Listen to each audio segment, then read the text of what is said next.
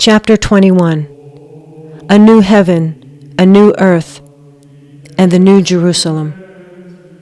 Then I saw a new heaven and a new earth, for the first heaven and the first earth had passed away, and there was no longer any sea.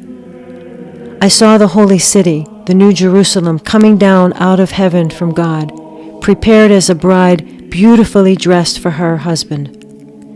And I heard a loud voice from the throne saying, "Look, God's dwelling place is now among the people, and he will dwell with them. They will be his people, and God himself will be with them and be their God. He will wipe every tear from their eyes.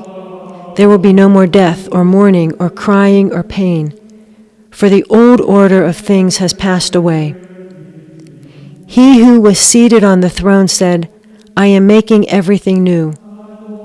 Then he said, "Write this down, for these words are trustworthy and true." He said to me, "It is done. I am the Alpha and the Omega, the beginning and the end.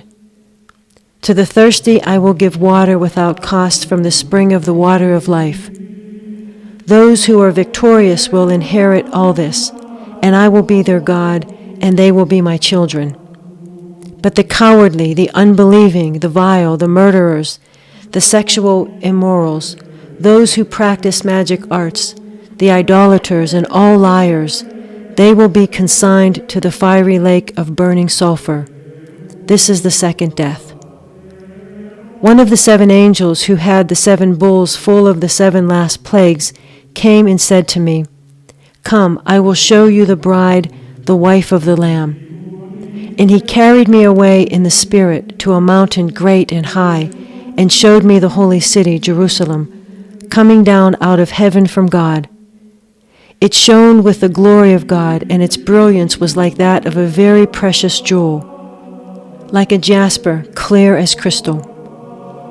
It had a great high wall with 12 gates, and with 12 angels at the gates.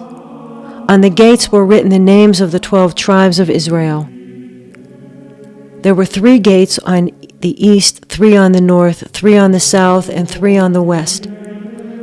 The wall of the city had 12 foundations, and on them were the names of the 12 apostles of the Lamb.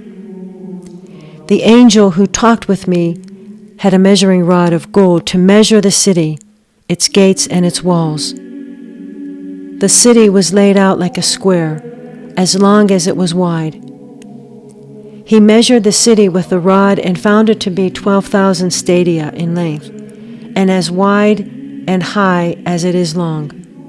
The angel measured the wall using human measurements, and it was 144 cubits thick. The wall was made of jasper, and the city of pure gold, as pure as glass. The foundations of the city walls were decorated with every kind of precious stone. The first foundation was jasper, the second sapphire, the third agate, the fourth emerald, the fifth onyx, the sixth ruby, the 7th chrysolite, the 8th beryl, the 9th topaz, the 10th turquoise, the 11th jacinth, and the 12th amethyst. The 12 gates were 12 pearls, each gate made of a single pearl. The great street of the city was gold, as pure as transparent glass. I did not see a temple in the city, because the Lord God Almighty and the Lamb are its temple. The city does not need the sun or the moon to shine on it, for the glory of God gives its light, and the Lamb is its lamp. The nations will walk by its light, and the kings of the earth will bring their splendor into it.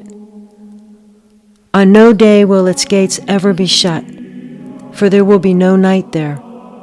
The glory and honor of the nations will be brought into it. Nothing impure will ever enter it, nor will anyone who does what is shameful or deceitful, but only those whose names are written in the Lamb's book of life.